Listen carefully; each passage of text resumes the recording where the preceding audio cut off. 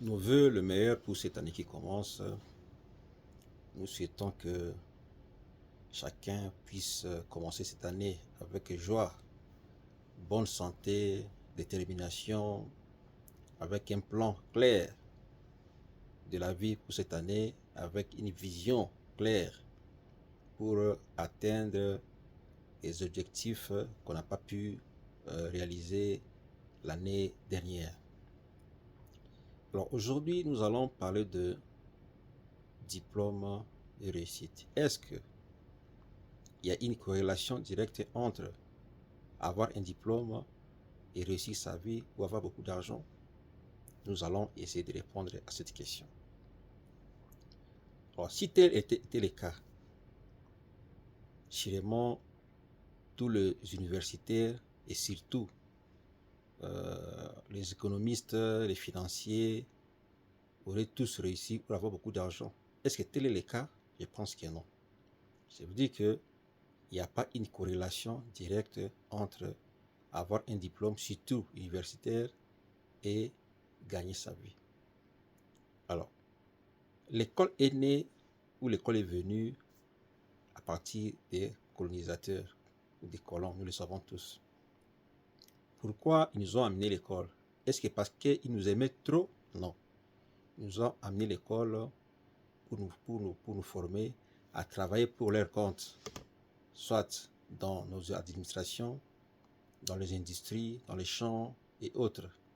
Donc ils ont formé parce que ils ne pouvaient pas être partout pour contrôler leurs colonies. Ils ont formé pour ces besoins-là. Alors, est-ce qu'à l'école, on apprend comment réussir? Non. On apprend comment travailler. Soit on est médecin dans les hôpitaux, ou soit on est juriste, on peut travailler comme avocat, on peut travailler comme magistrat ou juge. On est agronome, on peut travailler dans les industries ou dans les champs, et ainsi de suite. C'était ça pour travailler pour leur compte. Alors, on se rend compte que nous, universitaires, nous avons du mal à comprendre les changements. Nous cramponnons beaucoup plus sur nos diplômes que sur les réalités de la vie. Surtout les francophones. Un diplômé francophone, pour faire un travail salissant, il a du mal. Il sort des gros mots, des gros français pour dire que c'est comme si on voulait se moquer de lui. Quand on lui donne un travail, même si ça paye, mais un travail qui est salissant. Imaginez un juriste qui sort d'une université, ou d'un politologue, ou d'un ingénieur, ou d'un médecin, et qui n'a pas de travail, mais qu'on demande d'aller travailler dans un chantier comme maçon. La plupart de ces gens-là, ou de la plupart de nous, universitaires, nous sortons des gros mots, des gros français, sans résultat, et pourtant, il y a une vraie vie après l'école. Quand on a un diplôme et que on trouve du travail, soit dans l'administration ou n'importe où, qui ça paye bien, tant mieux travailler. Mais en travaillant aussi, il faut comprendre la réalité de la vie, il faut comprendre qu'il y a une autre vie après l'école qu'il faut commencer à apprendre. Donc il y a une maternelle de la vie, il y a l'école primaire de la vie, et ainsi de suite, qu'il faut comprendre. C'est pourquoi vous verrez qu'il y a des gens qui ont travaillé toute leur vie, mais à la fin, il n'y a pas de bons résultats parce qu'ils ne se sont pas donnés à, comprendre, à apprendre la vie, la vraie vie réelle, la vie active. Ils ont tous, ils se sont concentrés plus sur le travail. Ils n'ont pas voulu vraiment réapprendre la vraie vie après l'école. Alors, quand on n'a pas de diplôme, je voulais dire ceci, quand on a un diplôme et qu'on ne trouve pas du travail, ce n'est pas un problème. Prenez les diplômes, mettez dans un tiroir et commencez à faire autre chose. Je le dis souvent, c'est ça la vie après l'école, c'est ça la vie réelle. Il faut apprendre à faire autre chose. En se faisant petit, en mouillant les maillots, pour maintenant grandir dans la vraie vie. J'ai un ami qui était politologue, qui a terminé à l'université et qui avait déjà une conjointe, pour ne pas dire femme, avec un bébé, enfin, qui était enceinte. Mais le monsieur n'était pas, pas du travail. Il s'est fait violence pour travailler comme maçon dans un chantier. Il s'est fait pitié.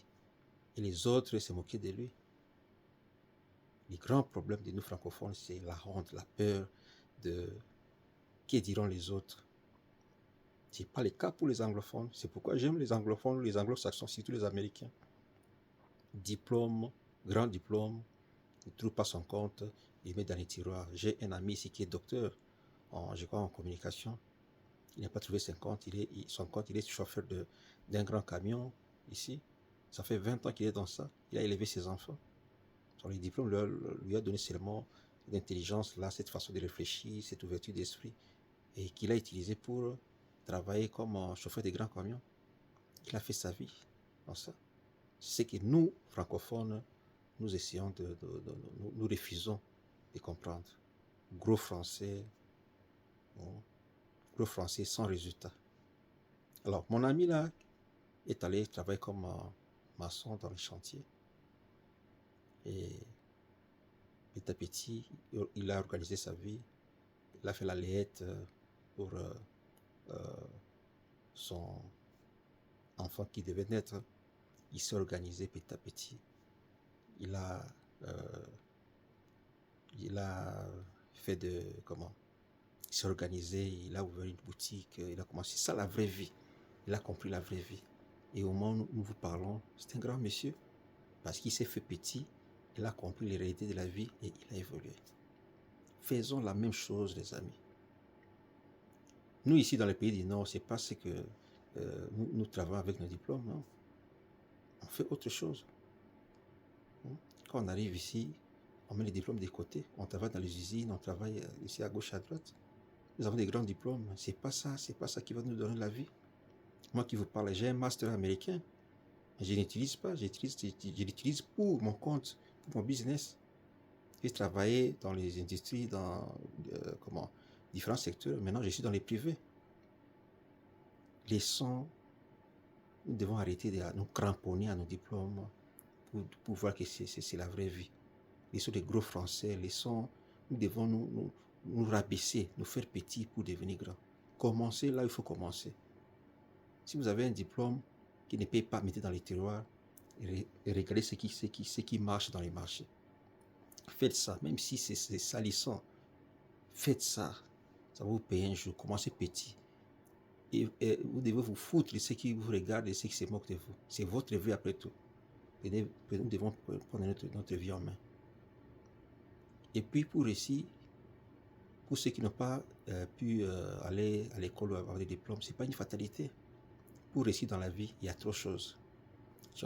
Disons dans le monde actuel, il faut savoir lire, écrire et faire les 4 opérations mathématiques. Addition, soustraction, division et multiplication. Si vous savez les faire, vous avez une porte pour réussir dans la vie. Je vais vous lire quelques personnalités qui ont pu réussir sans passer par le diplôme. Et même nos ancêtres, avant la venue des colons, il n'y avait pas l'école traditionnelle, mais ils réussissaient quand même leur vie. Je ne vous dis pas d'arrêter les études, non. Il ne faut pas me prêter cette intention-là. Je dis qu'on peut ou réussir sans diplôme. Si on peut avoir la possibilité d'étudier avec des grands diplômes. Nos enfants, devons les envoyer à l'école pour réussir aussi.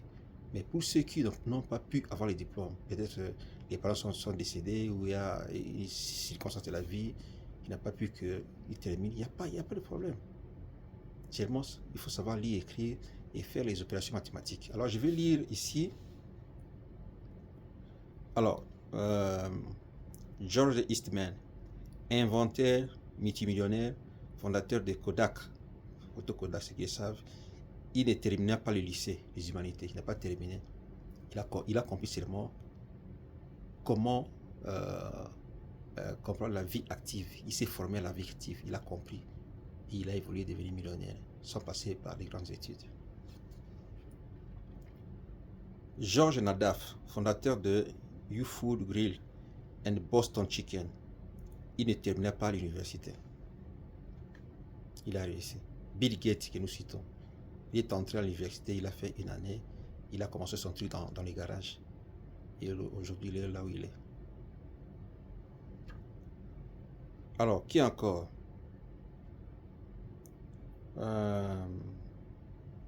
Henry Ford, fondateur de Ford Company, des véhicules Ford. Il n'a pas obtenu le diplôme universitaire. Il a compris la vraie vie et voilà. Qui encore? Hyman Gordon, cofondateur de Snapple. Il arrêta les études au lycée, donc aux humanités. Il y en a plusieurs ici. C'est pour dire que pour réussir, ça ne demande pas de grands diplômes. Ça demande de comprendre la vie active, la vraie vie, la vie réelle. Regarder la vie, il y a des problèmes qu'on doit trouver des solutions. Et ça étonne des fois de voir que les gens puissent parler de chômage en Afrique. Là, il y a beaucoup de choses à faire. Nous pouvons comprendre que dans les pays développés, ils ont presque accompli beaucoup de choses. Les marchés de business est un peu serré. Parce qu'ils voulaient entreprendre quelque part, il y a déjà des gens qui sont là. Il y a une forte compétition. Mais en Afrique, un chantier, il y a des pays en reconstruction. Et les gens parlent de chômage. Pourquoi? Parce que nous voulons assez que nous puissions être embauchés par l'État. Nous pouvons créer nos propres entreprises. Une boutique devant la maison d'une entreprise, il suffit de la prendre au sérieux. Il y a des gens qui sont devenus, qui ont levé des enfants à partir de leur boutique. Seulement, nous, on pense que pour travailler, il faut aller dans l'administration publique, il faut être engagé. Non. Une boutique, c'est déjà un travail. Votre profession, je suis boutiquier. Prenez ça au sérieux. Vous avez une pharmacie, c'est déjà un travail. Vous avez un champ, c'est un travail. Vous avez un moulin, vous avez un quado, service quado, un service pour comment on appelle ça, les cleaning, pour les blanchisseries, ou les washers pour nettoyer les véhicules. C'est déjà un business, c'est déjà un travail. Il suffit de mettre du sérieux, lire des bons livres, avoir des bons coachs, pour, en rapport à ce que vous faites à ce moment-là, pour voir grandir votre entreprise. C'est ce qui nous manque. On ne peut pas parler de chômage en Afrique. On ne peut pas parler de chômage. D'ailleurs, une université, c'est celui-là qui voit ce que les gens qui n'ont pas été à l'école font, et il les prend, il améliore. Quelqu'un qui fait des galettes, par exemple. Vous regardez, ça marche. J'ai fait une émission dans ce sens pour dire qu'on peut copier une idée, on peut tricher et l'améliorer. On prend les galettes, on les conditionne, on améliore et on commence à les vendre. La même chose. C'est ça même les rôles de l'universitaire. C'est ça l'intellectuel. On se cramponne trop à notre diplôme, gros français, gros mots, pas de résultats. Nous devons changer cette année 2025. Nous devons comprendre que le monde change. À l'époque de nos parents, la population n'était pas nombreuse et puis il y avait moins d'universitaires. Maintenant, nous sommes à des millions d'habitants. L'administration ne peut pas contenir tout le monde. Les gouvernements ne peuvent pas engager tout le monde. Nous devons chercher à créer de l'emploi nous-mêmes et engager nos enfants. Nous sommes en train de pousser nos enfants dans le même schéma. C'est comme si c'était un bus qui est plein et nous poussons nos enfants à entrer pour être entassés. Non. Et quand nos enfants terminent, au lieu de les coacher pour qu'ils puissent entrepreneurs, nous on les envoie à l'église prier chaque jour, matin au soir, pour attendre à ce que Dieu réponde. On peut prier, oui, mais pousser les enfants à faire autre chose, à mouiller les maillots, à se salir. Commencer un champ. Moi, je faisais un champ derrière la maison de mes parents. Un champ déjà. J'ai contribué déjà à ma famille. Et le reste, je vendais. Je salissais ma main. Ouais, vous voyez, j'ai commencé comme ça. Il faut aimer, il faut se faire petit pour devenir grand. Et donc, on s'est fait grand avec des gros mots, des gros français sans résultat. Surtout nous, les francophones.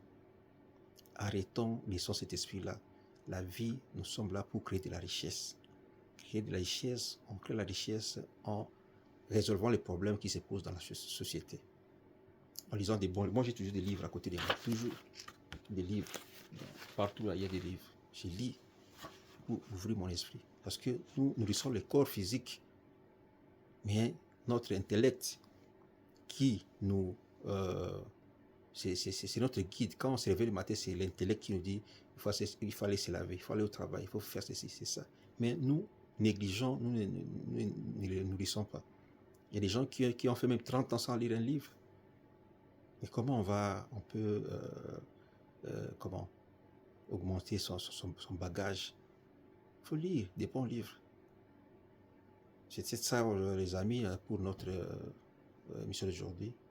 En 2025, commençons à changer des mentalités.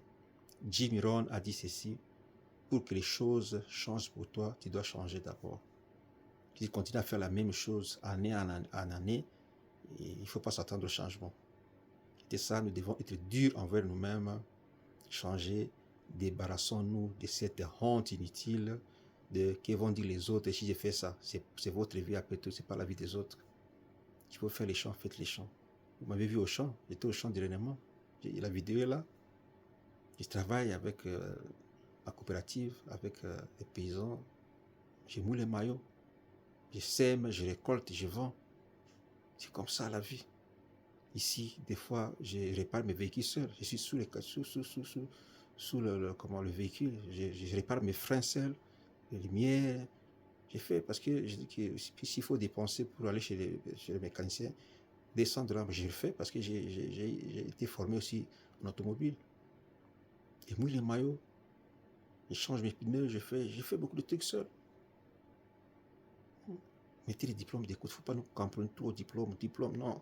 Moi, j'ai un master américain, mais c'est pas ça le problème. Je cherche la vie autrement, j'utilise cette connaissance pour autre chose. Pas pour me bomber la poitrine et dire des gros mots. Les amis, copions les anglo-saxons qui sont très, très souples à la vie. C'est pourquoi vous voyez ces pays-là émerger et grandir. Pourquoi vous voyez l'Amérique au top des superpuissances. Changeons pour que les choses changent pour nous cette année 2025. Peace.